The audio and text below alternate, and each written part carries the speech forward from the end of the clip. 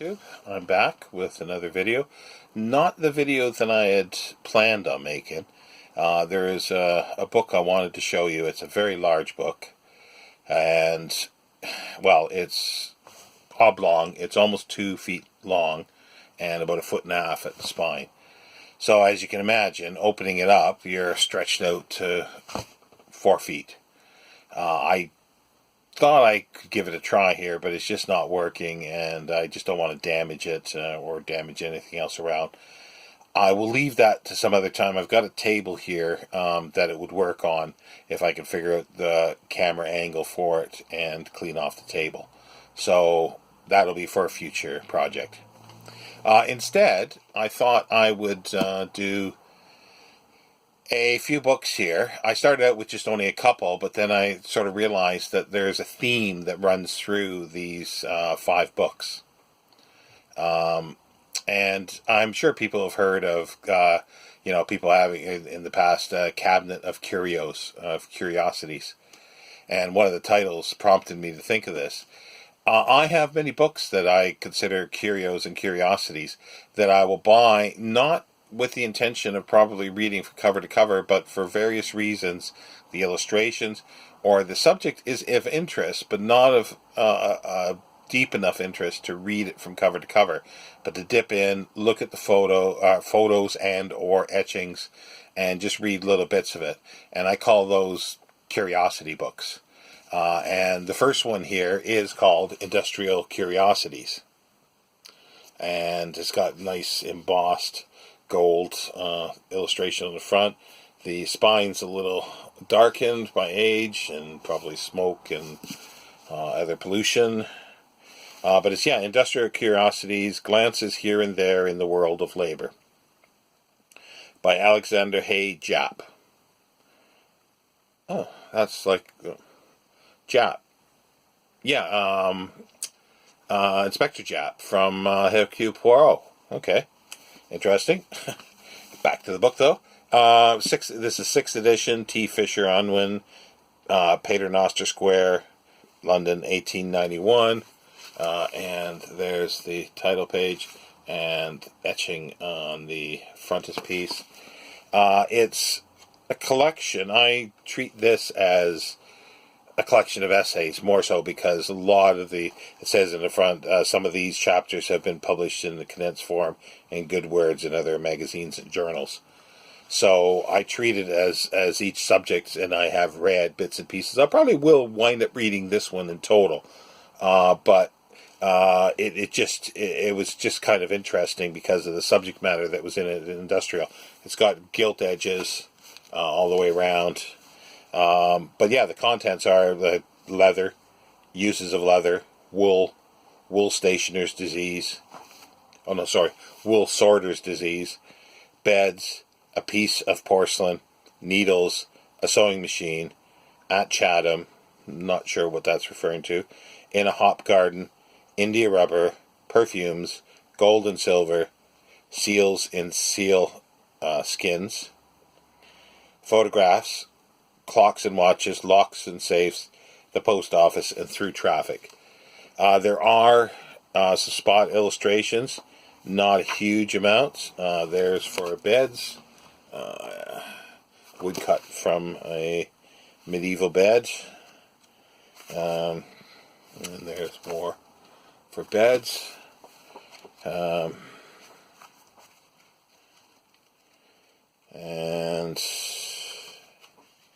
trying to find other ones that are of interest. Full page ones.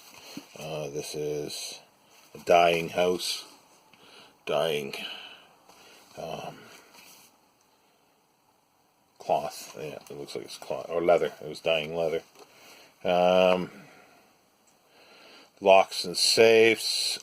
Just even little bits and pieces like a Roman key ring. And yeah, and I go through, here's other keys. It's just, that is one that is of a curiosity, but also that I probably will wind up reading all the chapters eventually, but not starting at page 1 and working my way through. The rest are probably ones that I will not read from cover to cover. I know that, and I knew that going right into them, but it's the subject again and the illustrations, and the subject is of interest, but not of a deep enough interest to read a huge amount on the subject. And here's the first one, an embossed microscope, which is the history of the microscope. And it is the microscope, a history, construction, and application, being a familiar introduction to the use of the instrument and the study of microscopical science, by Jabez Hogue. Oh, there we got another connection. Jabez Wilson, from the Red-Headed League, Sherlock Holmes. Okay. Wonder if there's a trend going on here, which I didn't realize. Oh well. Back to the book. This has, with upwards of 500 engravings and colored illustrations by Tuff and West. 6th edition. George Routledge and Sons, London and New York. 1867. And there's colored page there of drawings from seen through the microscope. And it goes through, there's a lot more colored ones. There's maybe a dozen colored plates in here in total. And just various spot illustrations of other items that can be seen through the microscope. Here is a sheep tick.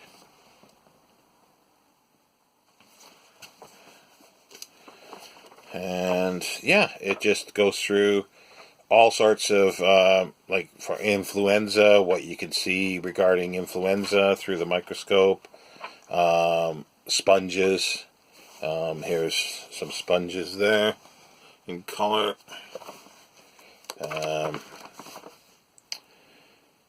Yeah, it's just all sorts of stuff. Insects tongues. Oh, there you go.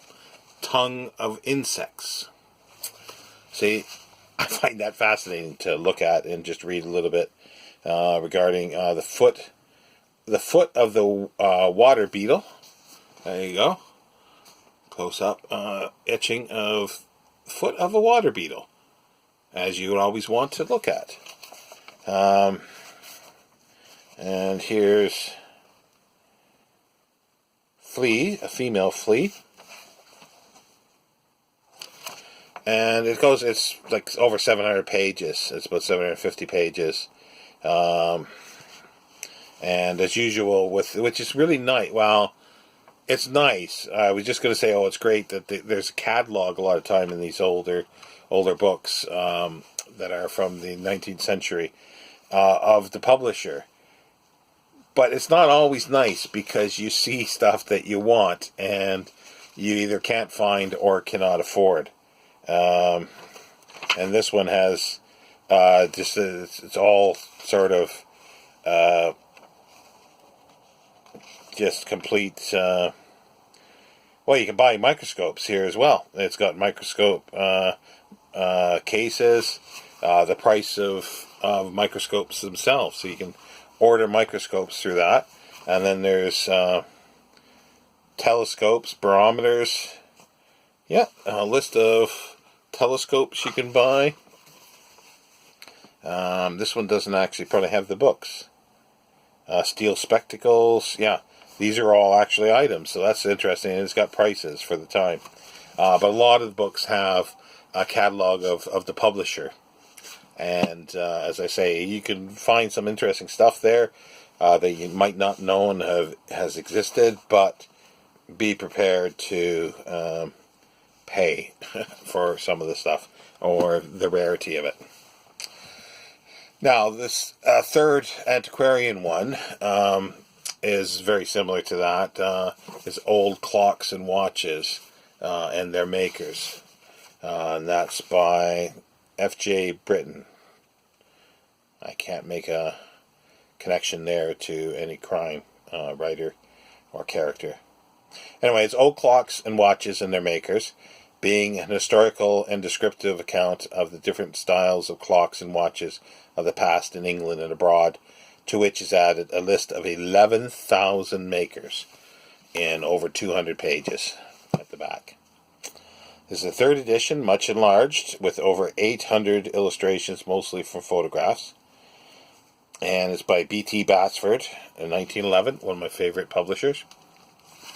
And again, it's like fabulously illustrated. It's more a dictionary, so you want to look up,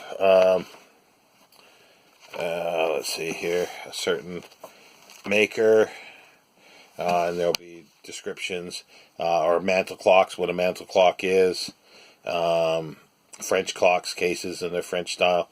So I have, as I say, gone through this, looked through the pictures, and enjoyed myself looking at the timepieces. But I have, on occasion, been reading something, either fiction or watching something, and something is mentioned. And if I remember this, I will pick it up and look at it. And sometimes I have found some other information and go, oh, that's interesting, and just sort of pass it on. But it's just really nice to have that within arm's length in your own collection, because otherwise, yes, I could probably look it up on the internet, but sometimes it's hard to find specific items, and I just don't like reading too much off the screen to begin with.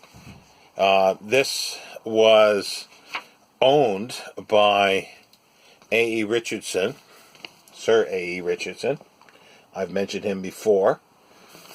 He was a Georgian architectural historian.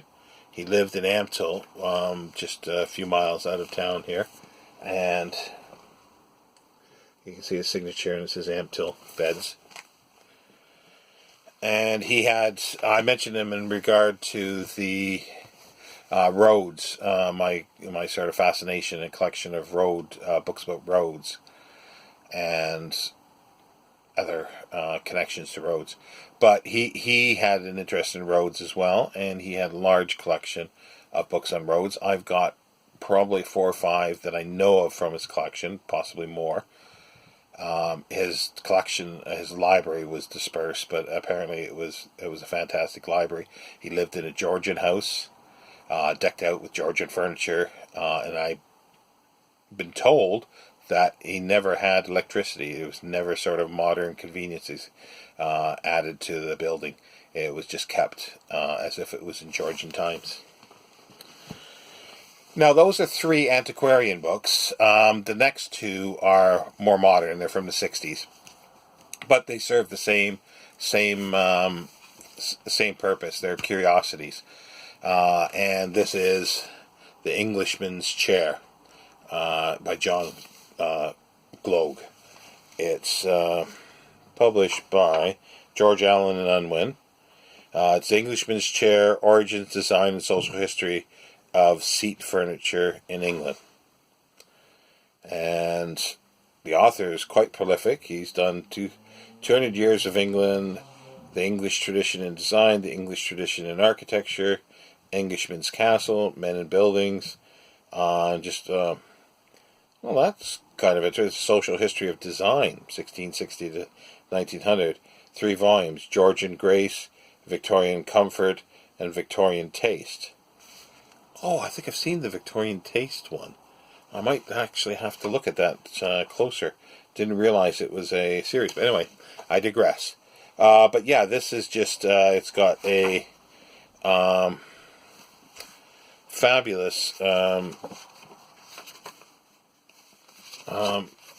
illustrations, some color, etchings, and photographs of chairs. And there is a few that I found very interesting, the library chairs. See if I can find it here again.